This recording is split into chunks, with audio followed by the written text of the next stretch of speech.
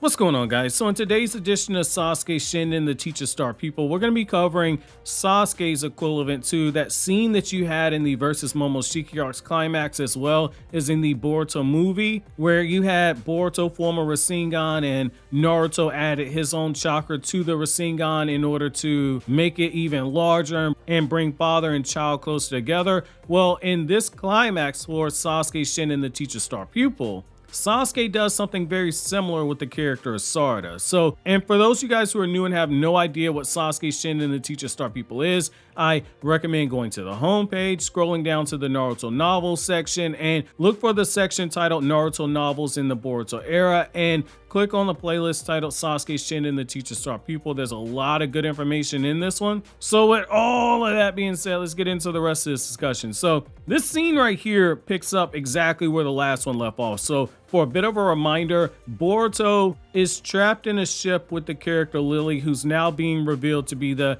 antagonist of this entire story. And Boruto has a moment where he and Lily are having a bit of a back and forth debate. And Lily's letting them know that because of the way that Boruto's brought up and because of the way that she's brought up, they're very different, but in some aspects they're the same. But we get the revelation of Lily's dark childhood and the fact that the lightning release jutsu that she learned was a jutsu that her father would just beat into her when she messed up while training. Her father would just beat her ruthlessly and savagely to a point where it messes with her mind state to a certain extent. And we find out that the ninja that Sasuke killed at the very beginning of the novel was actually Lily's father. And what this scene does is it gives you the opportunity to see once again how the Boruto story, at least in part one of the story, is a story about fatherhood as well, because you see how Lily's father would beat her ruthlessly whenever she made mistakes. However, when Sasuke sees that his own daughter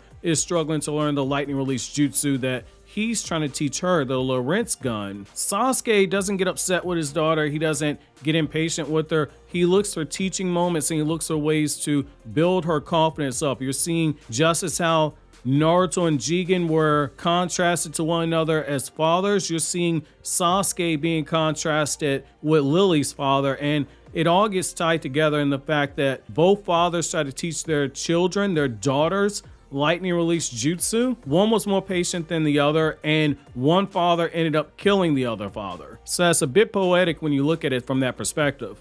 And what I also like about this is the fact that Sasuke, by starting to teach his daughter the Lorentz gun, a very advanced lightning release jutsu, this is also Sasuke setting the stage for her to learn more advanced lightning release jutsu. As we see Sarada use the Chidori, it's not on the same level of complicated nature like the Lorentz gun, but this takes place before Sarada uses her Chidori in the timeline. So I did think that this was also a nice small connection here. That's why you heard me say back when Sarada used Chidori out of nowhere and had the 3-tomo Sharingan, back during that chapter review, I said that, well, Sasuke had already been training her in lightning release. You're seeing some of that right here. And it's a complicated jutsu that Sarada can't perform on her own. Mitsuki can't perform it on his own as well. It's very complicated. It basically takes extreme chakra control just to be able to pull this jutsu off. But the level of destructive force that you can get from this jutsu is absolutely insane.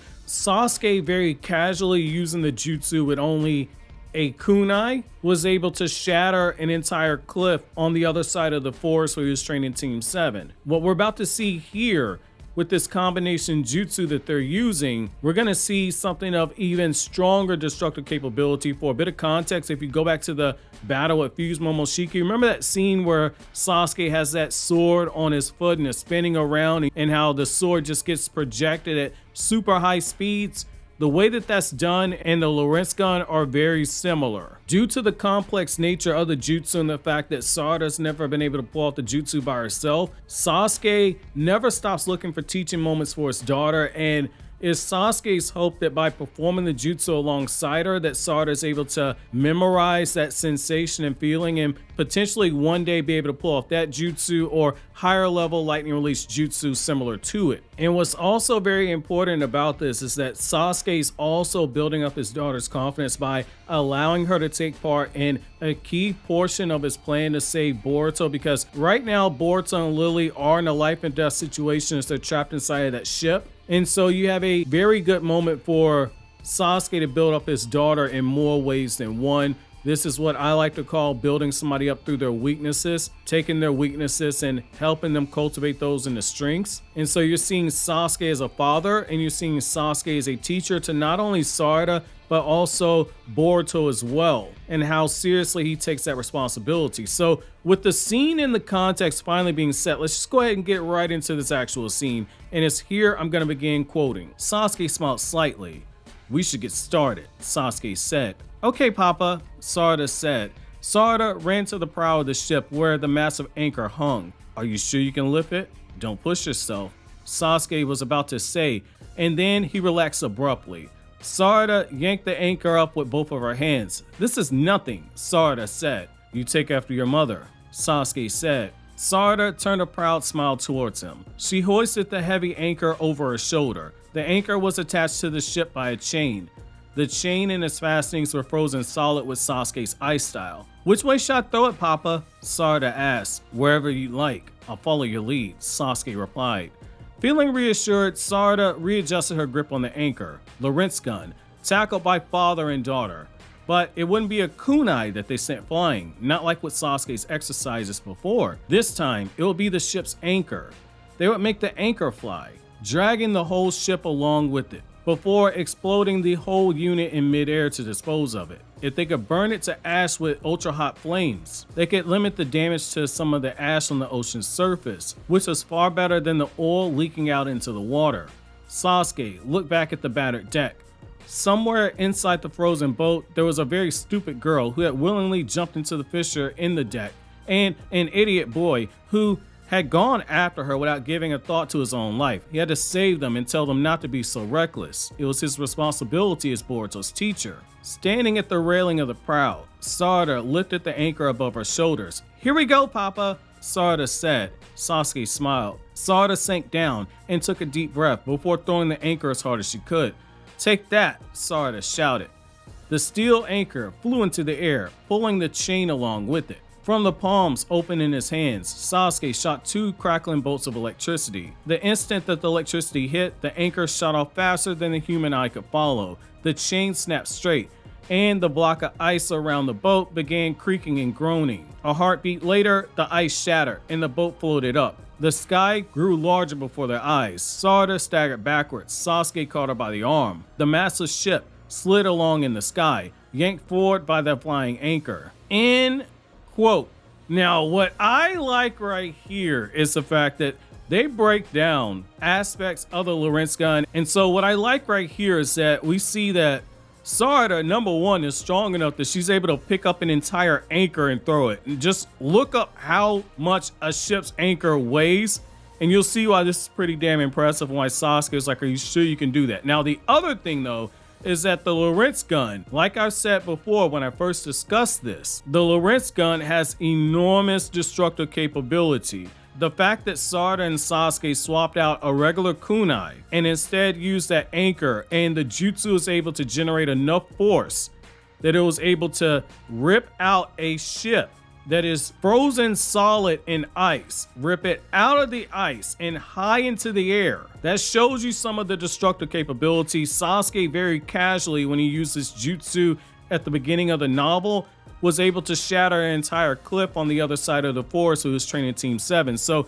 we're seeing a very overpowered jutsu. And what I like right here is that by doing this jutsu with Sarada, not only does he build up her confidence, but he also is saving Boruto, and he feels that he needs to save Boruto because he needs to lecture him as his teacher. And so you're seeing a little bit of that Sasuke and Boruto relationship, as well as seeing Sasuke bring his daughter along and allow her to play a key role in saving her teammates. So that was a bit of a teaching moment there. Now, what happens after this is Boruto uses the rasengan as he was instructed by Mitsuki, who was instructed by Sasuke to tell Boruto to do so. Boruto uses his rasengan, and he also tries to use wind release in order to create a cushion before he hits the water. However, right when Boruto tries to use his wind release, that's when Sasuke uses his Inferno style flame control. And what Sasuke does is that Sasuke lights the entire ship up, and he burns the ship and burns all the oil in it. It creates a huge explosion. And the reason why Sasuke was doing this was to burn up the oil and burn it up so fast in that explosion that he wanted to burn all that stuff before it leaked out into the ocean and created an oil spill. So that right there lets you know how fast Sasuke's Amaterasu flames were burning, but also the fact that he shaped the flames in a way to where it only encompassed the entire ship. That again shows you Sasuke's chakra control. We've seen Sasuke do some insane stuff with his flame control before. However, the speed at which he was able to do this, that's pretty impressive in my opinion. But once this is over, we also get a really fun moment where the members of Team 7, alongside Sasuke, there's a huge wave of water that is coming towards them. Working together, all of them use a wind release that is strong enough that it pushes that giant wave of water back down into the ocean before it can crash into them. However, that's gonna be it for this edition of Sasuke Shinden, the Teacher Star people. So Sasuke's mission has come to an end in this one, and what I also like right here is that it sets up for a very heartwarming conclusion. So the next video will be the end of Sasuke Shinden, the Teacher Star people. Let me know what you guys think about this father and daughter Lorentz gun down in the comment section below. But as always, guys, if you like anything I had to say, don't forget to comment, rate, subscribe, and share. Thank you so much for watching to the end. Have an awesome day, guys.